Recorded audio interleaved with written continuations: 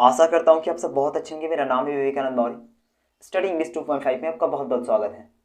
Dear student, English grammar series का video number 22 है और आज डिस्कस करने वाले हैं फ्यूचर परफेक्ट टेंस का जो कॉम्प्लेक्स सेंटेंस होता है वो क्या होते हैं।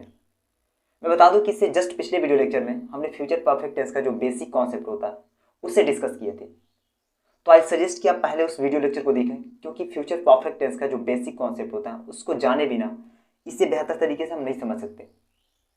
एक और सजेशन है कि एक मेरा वीडियो था पास्ट परफेक्ट टेंस पर, जो हम जानते हैं कि पूरे टेंसेस में पास्ट परफेक्ट टेंस और फ्यूचर परफेक्ट टेंस ये दोनों के ही कॉम्प्लेक्स सेंटेंसेस होते हैं, जिनका ट्रांसलेट करने का तरीका, रूल रेगुलेशन थोड़ा सा डिफरेंट होता है। तो पास्ट परफेक्ट वाले वीडियो लेक्चर में हमने डिस्कस किया था कि कॉम्प्लेक्स सेंटेंस होते क्या हैं, सबऑर्डिनेट क्लॉज क्या होते हैं, प्रिंसिपल क्लॉज क्या होते हैं। तो इन सारे ही टॉपिक को आज हम स्किप भी करेंगे, क्योंकि हमने उसमें डिस्कस कर लिया है। बार बार रेपिटेशन अच्छा नहीं होता। तो आई सजेस्ट कि आप पहले उन दोनों ही वीडियो लेक्चर को देखें ताकि आज का टॉपिक बेहतर तरीके से समझ में आ सके। तो स्टार्ट करते हैं इसे। हालांकि मैं एक बार ब्रीफली बता दूं कि जो कॉम्प्लेक्स सेंटेंस होते हैं उनमें मेनली दो क्लॉज आते हैं। उन क्लॉज को हम प्रिंसिपल क्लॉज और सबऑर्डिनेट क्लॉज कहते हैं। ये प्रिंसिपल क्लॉज क्या होता है कि जो कॉम्प्लेक्स सेंटेंस होता है उसमें दो कार्यों का सेंस निकलता है। एक पहले समाप्त हो जाता है, उसके बाद दूसरा कार्य स्टार्ट होता है। तो जो कार्य पहले समाप्त होता है उसे प्रिंसिपल क्लॉज कहते हैं। जो बाद में समाप्त होता है या जो उसके बाद स्टार्ट होता है उसे सबऑर्डिनेट क्लॉज कहते हैं। तो ये माइनर सा डिफरेंस है।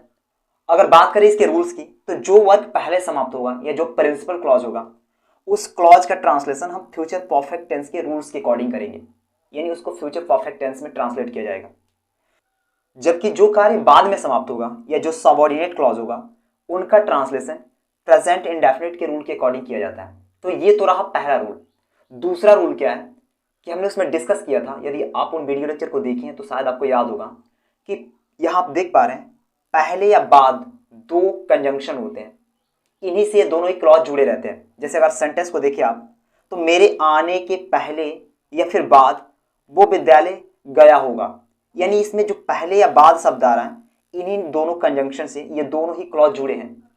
तो इन दोनों के बाद वाले बाद का ट्रांसलेशन या जो सेंटेंस होगा उसका ट्रांसलेशन हम पहले करते हैं, यानी पहले या फिर बाद जो कंजंक्शन है इसके बाद वाला जो वाक्य होगा उसी का ट्रांसलेशन हम पहले करेंगे। तो ये रहा दूसरा रूल।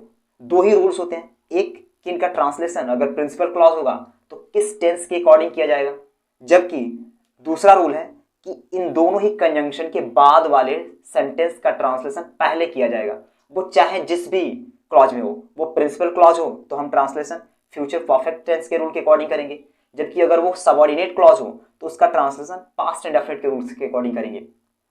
तो एक एग्जांपल से समझते हैं, क्योंकि इसमें कोई स्पेसिफिक स्ट्रक्चर नहीं है कि मैं आपको लिखवा दूं। हालांकि ये दोनों ही फ्यूचर परफेक्ट टेंस हमने बताया कि जस्ट इसके पिछले वीडियो लेक्चर में हमने डिस्कस किया था, और प्रेजेंट इंडेफिनिट टेंसेस का पहला ही वीडियो था। तो अगर आप टेंसेस को कंप्लीटली देख रहे होंगे तो ये सारे डाउट आपके क्लियर हो जाएंगे। और अगर आपको इन दोनों का ट्रांसलेशन नहीं आता है तो आपको सीखना पड़ेगा, अदरवाइज इसे समझना थोड़ा सा डिफिकल्ट हो सकता है। तो मैं एग्जाम्पल से समझाता हूं। आप देख पा रहे हैं सेंटेंस है कि मेरे आने के पहले, एक मिनट मैं इसको इरेज कर दूं ताकि बेहतर तरीके से क्लियर हो पाए। हाँ, आप डिस्कस करते हैं। आप देख पा रहे हैं सेंटेंस गिवन है कि मेरे आने के पहले वह विद्यालय गया होगा। आप इससे कंफ्यूज नहीं होना, यहां पर बाद शब्द भी लिखा है। तो ये दोनों ही सेंटेंस को मैंने एक ही में शिफ्ट कर दिया।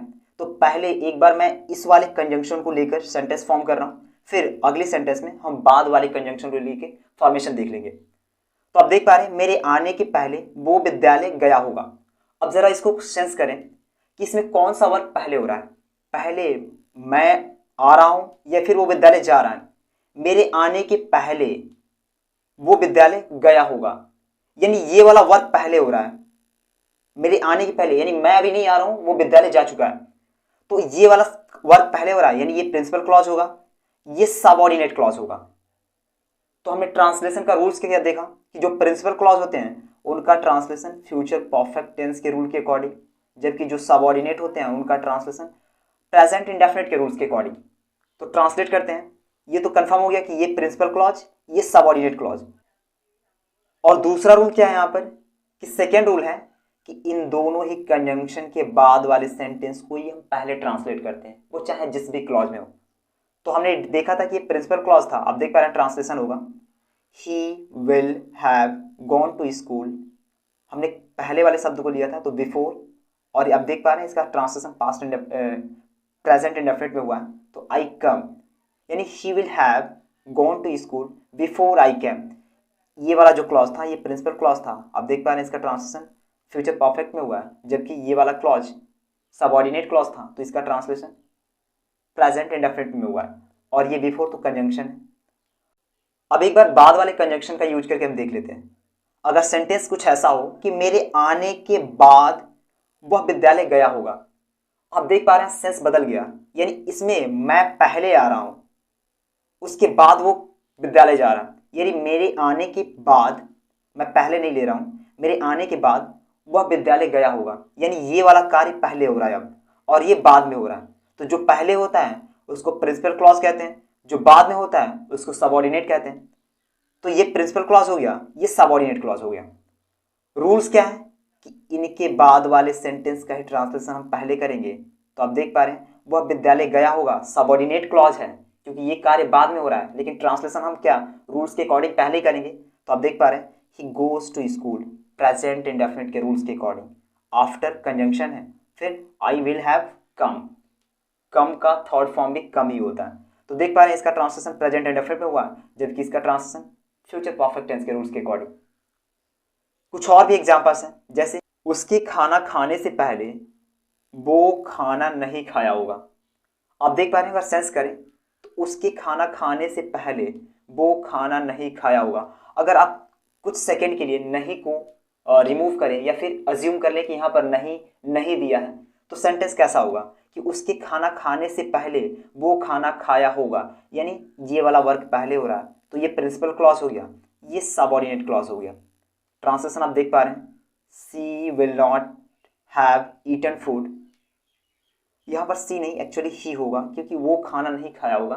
अंडरस्टूड है कि किसी मेल पर्सन की बात हो रही है तो यहाँ ही होगा, आप इसको करेक्ट कर लें। तो he will not have eaten food before, ये कंजंक्शन है, ही ईट्स, यानी ये वाला वर्क पहले हुआ था तो आप देख पा रहे हैं इसका ट्रांसलेशन फ्यूचर परफेक्ट में हुआ है, जबकि दूसरा ये वाला वर्क बाद में हुआ था तो इसका ट्रांसलेशन प्रेजेंट इंडेफिनिट में हुआ है। ऐसे ही इसका सेकंड अगर ट्रांसलेशन ले ले हम, अगर बाद वाले कंजंक्शन को यूज करके सेंटेंस बनाएं कि उसके खाना खाने के बाद वो खाना नहीं खाया होगा, तो ये कुछ ऐसा हो जाएगा। हम फिर यहाँ अज्यूम कर लेते हैं कि नहीं नहीं दिया है, तो ट्रांसलेशन होगा उसके खाना खाने के बाद वो खाना खाया होगा, यानी ये वाला कार्य इसमें अब पहले हो रहा है।